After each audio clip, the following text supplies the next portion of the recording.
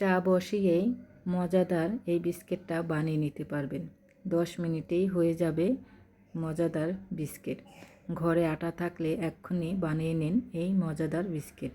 কিভাবে বানালাম দেখতে হলে পুরো ভিডিওটি আমার সাথেই থাকুন। আশা করছি ভিডিওটি ভালো লাগবে। আসসালামু আলাইকুম। চা বসিয়ে এই মজাদার বিস্কিট কিন্তু বানিয়ে নেওয়া যাবে।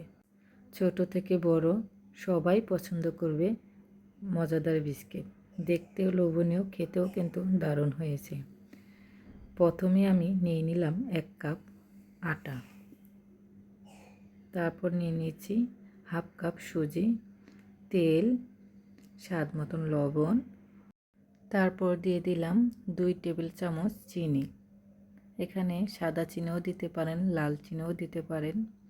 সামান্য পরিমাণে বেকিং পাউডার, তারপর অল্প অল্প পানি দিয়ে ভালো করে একটা খামি বানিয়ে নেব। এখানে বাদাম কুচি দেওয়া যাবে, আপনারা চাইলে একটু বাদাম কুচিও দিতে পারেন। খেতে কিন্তু ভালো লাগে, বিস্কিটে বাদাম থাকলে খেতে কিন্তু দারুণ লাগে। তো ভালো করে খামিটা মাখিয়ে আমি কিছুক্ষণ রেখেছিলাম। তারপর এই যে আমি বিস্কিটের শেপ দিয়ে নিচ্ছি। আমি কিন্তু পরে এখানে কিছু বাদাম কুচি করে কেটে দিয়েছি, তো সেই ভিডিওটা আর করা হয়নি। আমার সবগুলো বিস্কিট বানানো হয়ে গেছে। আপনারা আপনাদের পছন্দ মতন বিস্কিটের শেপ দিবেন।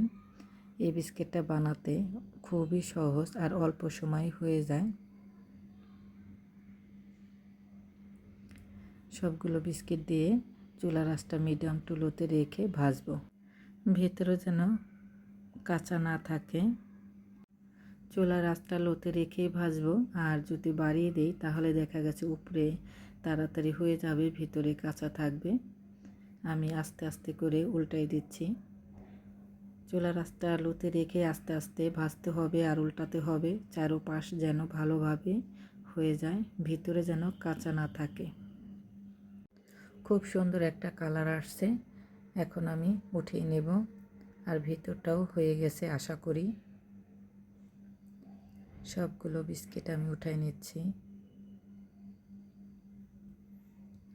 আর এদিকে চাটাও কিন্তু আমার হয়ে গেছে কি হয়ে যাচ্ছে।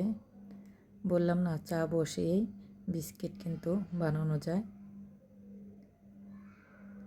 এই বিস্কিট খেতে সবাই পছন্দ করে, বড় ছোট সবাই। আমারও খুব ভালো লাগে, আমার বাচ্চাদেরও খুব পছন্দ। হয়ে গেল মজাদার বিস্কিট। 10 মিনিটেই হয়ে যাবে।